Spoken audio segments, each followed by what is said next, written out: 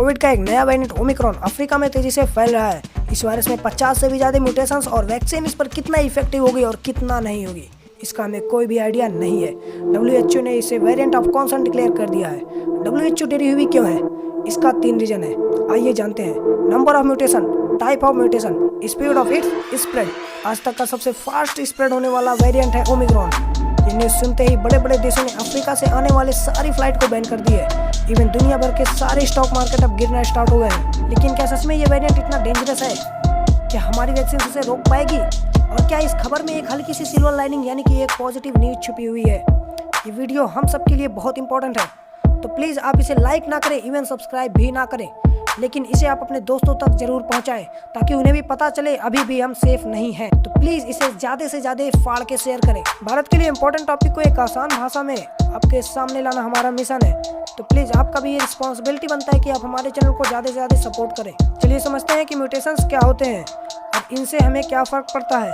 हमारे लंग्स के बाउंड्रीज पर जो सेल्स होते हैं वहाँ ऐसे स्ट्रक्चर होते हैं, इन्हें कहते हैं H2 रिसेप्टर्स। कोविड के वायरस के ऊपर कुछ ऐसे रेज्ड स्पाइक्स होते हैं जिन्हें स्पाइक्स प्रोटीन कहते हैं। जब ये स्पाइक्स प्रोटीन H2 रिसेप्टर के साथ कनेक्ट होते हैं तब लंग्स में इन्फेक्शन फैलते हैं। इन वेरी सिंपल टर्म ये लॉक एंड की मैकेनिज्म जैसा है।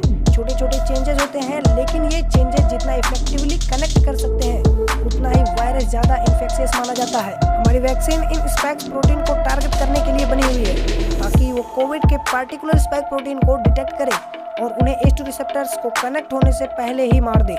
लेकिन ओमिक्रॉन वेरिएंट में स्पाइक प्रोटीन में 30 म्यूटेशंस होते हैं, यानी कि 30 चेंजेस। जब हम कोई वैक्सीन लेते हैं तो वो वैक्सीन हमारी बॉडी के एक पार्टिकुलर टाइप के एंटीवायरस क्रिएट करने के सिग्नल देते हैं जो इन स्पाइक प्रोटीन को कनेक्ट करते हैं, उन्हें हमारी बॉडी के सेल के अंदर घुसने से रोकते हैं। लेकिन म्यूटेशन की वजह से चीज़ें कॉम्प्लिकेटेड बन जाती हैं, क्योंकि हमें अभी तक पता नहीं है कि ये पुराने एंटीबॉडीज इस नए वेरिएंट पर काम करेंगी या नहीं। तो ओमिक्रॉन कितना डेंजरस है? Short answer, we don't know it. Long answer, it's complicated. आज साउथ अफ्रीका में ओमिक्रॉन वेरिएंट के 100 केसेस पाए गए हैं और उनमें से एक इंसान वेंटिलेटर पर है।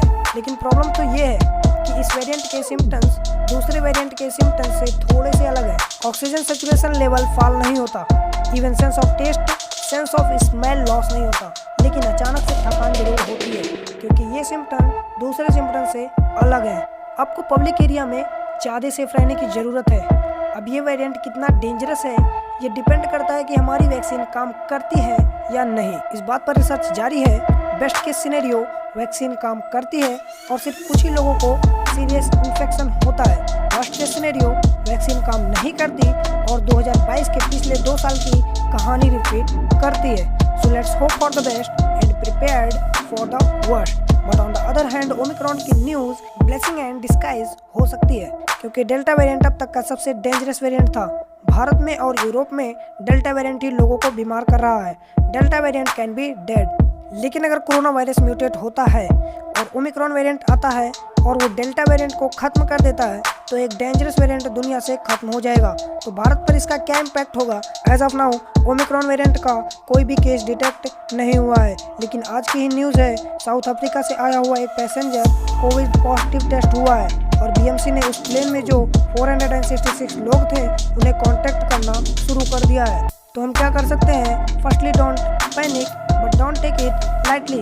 More infectious does not mean more deadly. It's something we have to remember before we descend into mass hysteria.